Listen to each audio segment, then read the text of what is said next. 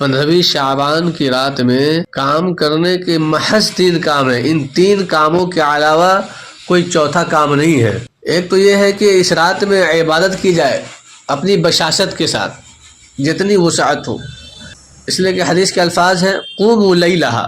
اور دوسرے یہ کہ اس کے کل ہو کے یعنی 15ویں شعبان کو روزہ رکھا جائے. تو ایک اس میں سے یہ ہے کہ اس رات میں عبادت کی جائے، اور یہ عبادت کوئی مخصوص عبادت نہیں ہے، کوئی مخصوص عمل اس رات کے لیے نہیں ہے کہ فلاں نمازیں پڑھنی ہے، یہ سورہ پڑھنے ہیں، ایسا نہیں ہے. محض یہ ہے کہ اس رات میں عبادت کی جائیں، اور عبادت اپنے اعتبار سے کی جائیں، ذکر و اذکار کی جائیں، تسبیحات کی پابندی کی جائیں، یا نفلی نماز پڑھی جائیں. مخصوص کوئی عمل اس رات کے لیے اور کوئی مخصوص عبادت اس رات کے لیے الگ سے نہیں ہے.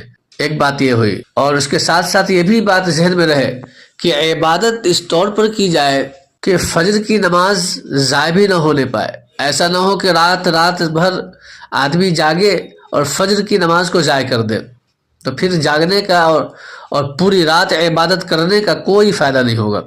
دوسری بات یہ ہے کہ اس کے کل ہو کے یعنی 15ویں شعبان کو روزہ رکھا جائے، اس لیے کہ حدیث کے الفاظ ہے قوموا لیلہا وصوموا نہارہا.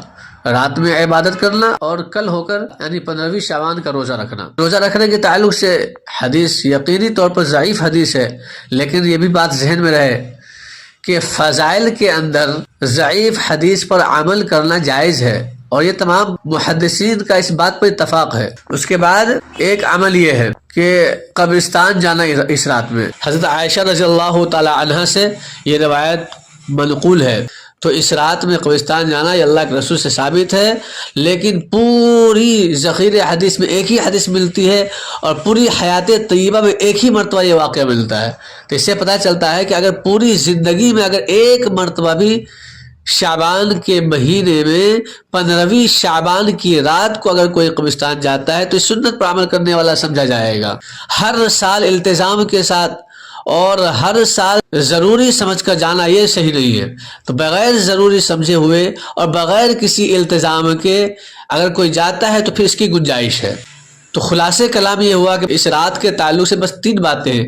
ایک بات یہ کہ اس رات میں عبادت کی جائے، کوئی مخصوص عمل نہیں ہے، اپنی وسعت کے اعتبار سے اپنی طاقت کے اعتبار سے جتنا ہو سکے بشاشت کے ساتھ وہ عبادت کرے. ایسا نہ ہو کہ عبادت کر رہا ہے جھک مار رہا نہیں، اور ایسا نہ ہو کہ وہ پوری رات وہ عبادت کر رہا ہے اور فجر کی نماز ضائع ہو جائے، ایسا بھی نہیں.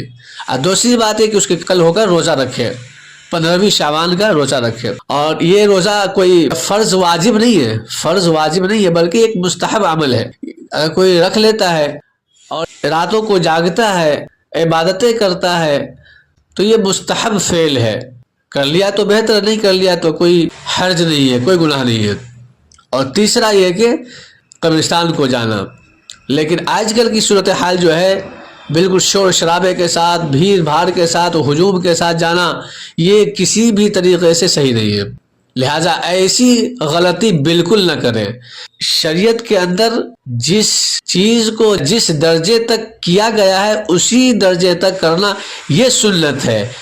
نہ بڑھانا اور نہ گھٹانا، یہ دونوں جائز نہیں ہے. نہیں بڑھایا جا سکتا ہے اور نہ گھٹایا جا سکتا ہے. سنت یہ ہے کہ جو چیز اللہ کے رسول سے جس طریقے سے ثابت ہے اسے اسی طور پر اسی طریقے سے اور اسی درجے میں رہ کر ادا کیا جائے، نہ بڑھایا جائے نہ گھٹایا جائے. اگر بڑھایا جاتا ہے اور گھٹایا جاتا ہے تو پھر یہ سنت نہیں کہلائے گا، بلکہ پھر یہ بدعت ہو جائے گا.